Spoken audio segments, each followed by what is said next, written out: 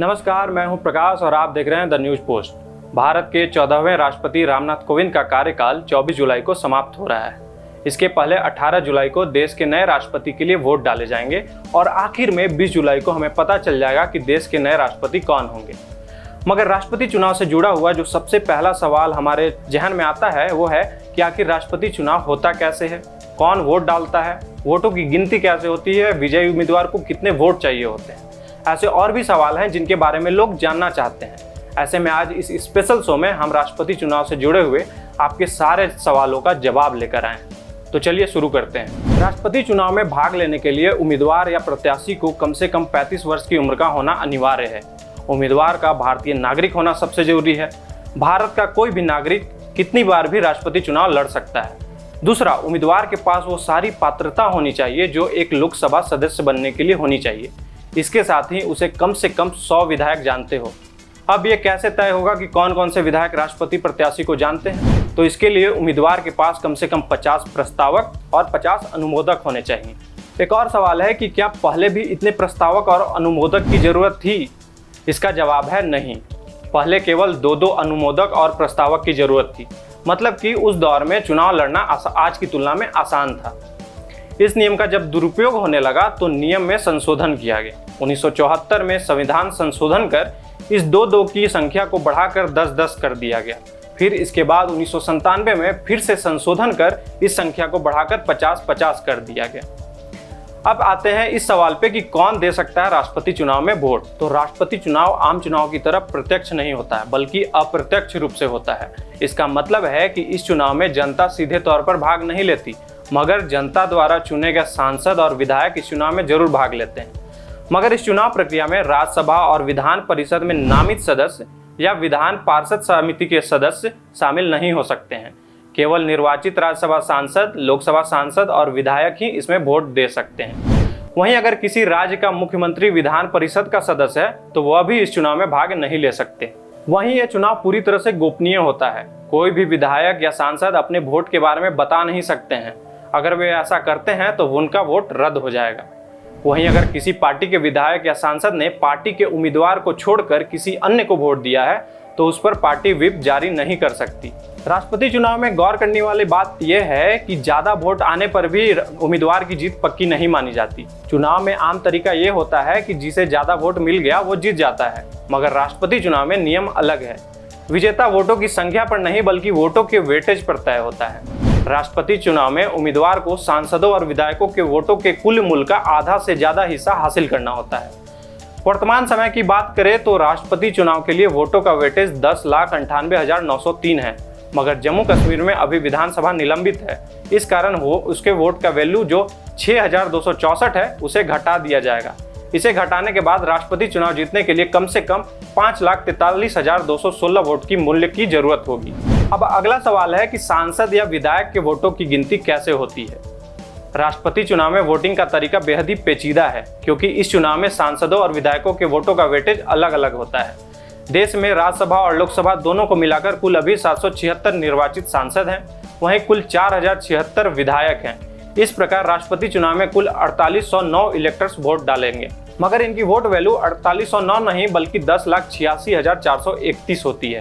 इसमें से विजयी उम्मीदवार को 5,43,216 वोट वैल्यू चाहिए होता है, तभी वह विजयी हो सकता है। पहले वोट वैल्यू थोड़ा ज्यादा था, मगर धारा 370 के हटने के बाद से जम्मू कश्मीर और लद्दाख को अलग कर केंद्र शासित प्रदेश बना दिया गया है। इससे जम्मू कश्मीर विधानसभा में जो 87 विधायक होते थे उनकी विधायकी खत्म हो गई। साथ ही उस इलाके से 4 सांसद भी आते थे, उनकी संख्या भी कम हुई है। पहले जहां एक सांसद का वोट वैल्यू 708 होता था वो अब 700 है। सांसदों का वोट वैल्यू कैसे तय होता है, अब आइए इस पे बात करते हैं। सांसदों का वोट वैल्यू तय करने का एक नियम है। देश के सभी सांसदों का वोट वैल्यू समान होता है, चाहे वो उत्तर प्रदेश जैसे बड़े राज्य से हो या गोवा या सिक्किम जैसे छोटे राज्य से हो। सांसदों के वोट वैल्यू के लिए सबसे जरूरी चीज है देश के कुल निर्वाचित विधायकों का वोट वैल्यू। देश में जितने भी निर्वाचित विधायकों का वोट वैल्यू होता है उसे सांसदों की कुल संख्या से भाग दिया जाता है। भाग देने के बाद जो संख्या आती है वो एक सांसद का वोट वैल्यू होता है। अगर इसे आसान भाषा में समझे तो सांसदों का वोट वैल्यू इक्वल टू निर्वाचित विधायकों का वोट वैल्यू डिवाइडेड बाय सांसदों की संख्या। वहीं आज की तारीख में अगर एक सांसद के वोट वैल्यू की बात करें तो 700 होता है। वहीं देश के सभी 776 सांसदों का वोट वैल्यू निकाला जाए तो यह 776 इंटू 700 इक्वल टू 5,43,200 होंगे। वहीं अब बात करते हैं कि विधायकों का वोट वैल्यू कैसे तय होता है। अब इसमें बड़ा सवाल होता है कि विधायकों का वोट वैल्यू कैसे पता चलेगा। तो बता दें कि हर राज्य के विधायकों की वोट वैल्यू अलग अलग होती है, इसलिए इसे कैलकुलेट करना भी थोड़ा कठिन होता है। हर राज्य की विधायकों का वोट वैल्यू उस राज्य की जनसंख्या पर निर्भर करता है। जैसे उत्तर प्रदेश की जनसंख्या सबसे अधिक है तो उस राज्य के विधायकों का वोट वैल्यू भी सबसे ज़्यादा होगा। यह भी जानना जरूरी है कि विधायकों का वोट वैल्यू वर्तमान जनसंख्या पर नहीं बल्कि 1971 के जनसंख्या के आधार पर तय होता है। विधायकों का वोट वैल्यू तय करने का भी एक फॉर्मूला है। यह फॉर्मूला है एक विधायक का वोट वैल्यू इक्वल टू उस राज्य या केंद्र शासित प्रदेश की कुल जनसंख्या डिवाइडेड बाय उस राज्य के कुल विधानसभा सदस्यों की संख्या। अब आते हैं मेन सवाल पे कि राष्ट्रपति चुनाव जीतने के लिए कितने वोटों की जरूरत होती है। तो राष्ट्रपति चुनाव जीतने के लिए किसी भी प्रत्याशी को कुल वोट वैल्यू के आधे से अधिक वोट मिलने जरूरी होते हैं। इसे कोटा कहा जाता है। देश में 4809 विधायक और सांसद हैं। ऐसे में अगर मान लिया जाए कि सभी ने वोट डाला है और सभी के वोट वैध हैं तो राष्ट्रपति चुनाव में विजेता के गणना का फॉर्मूला कुछ इस प्रकार है। कोटा इक्वल टू एमपी के कुल वोटों की वैल्यू प्लस एमएलए के कुल वोटों की वैल्यू प्लस 1/2।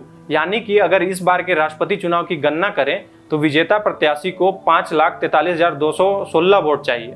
जब सांसदों का वोट वैल्यू और विधायकों का वोट वैल्यू अलग अलग होता है तो चुनाव आयोग को कैसे पता चलेगा कि कौन से वोट किसके हैं। इसके लिए भी इस चुनाव में खास तरीका अपनाया जाता है। विधायकों को वोट डालने के लिए गुलाबी रंग का बैलेट पेपर दिया जाता है तो वहीं सांसदों को हरे रंग का बैलेट दिया जाता है। इस बैलेट पर विधायक और सांसद अपने प्रेफरेंस के हिसाब से नंबर लिखते हैं। इसके साथ ही चुनाव आयोग एक खास रंग के स्याही वाले पेन का चयन करता है जिससे सभी विधायक और सांसद बैलेट पेपर पर अपने प्रेफरेंस लिखते हैं। ऐसा इसलिए किया जाता है ताकि सभी का वोट एक जैसा हो और अगर कोई इसमें कुछ भी गड़बड़ी करे तो वो पकड़ा जा सके। राष्ट्रपति चुनाव ईवीएम की जगह बैलेट पेपर पर होता है। ऐसा इसलिए होता है क्योंकि राष्ट्रपति चुनाव में प्रेफरेंशियल वोटिंग होता है। इसका मतलब यह है कि आम चुनाव के जैसे बैलेट पेपर पर अपने प्रत्याशी के नाम के आगे मुहर नहीं लगाया जाता बल्कि इसमें सभी उम्मीदवारों को प्रेफरेंस के हिसाब से नंबर दिया जाता है। जैसे अपने पसंदीदा प्रत्याशी को 1 नंबर तो उसके बाद के पसंदीदा प्रत्याशी को 2 नंबर करके ऐसे प्रेफरेंस दिया जाता है। अभी जो आम चुनाव के लिए ईवीएम का उपयोग होता है उसमें ये फीचर नहीं है। ऐसे में इस चुनाव के लिए अगर ईवीएम का उपयोग किया जाए तो एक नए तरीके की ईवीएम की जरूरत होगी, इसलिए अभी बैलेट पेपर का उपयोग किया जाता है। हमें उम्मीद है कि राष्ट्रपति चुनाव से जुड़े हुए आपके जो सवाल हैं उसका जवाब आपको मिल गए होंगे। अगर आपको ऐसे और भी कोई जानकारी चाहिए तो कमेंट कर जरूर बताएं। ऐसे और भी रोचक खबरों और जानकारी के लिए आप हमारे YouTube चैनल को सब्सक्राइब करें, वीडियो को लाइक करें और हमारे Facebook पेज को भी फॉलो करें। धन्यवाद।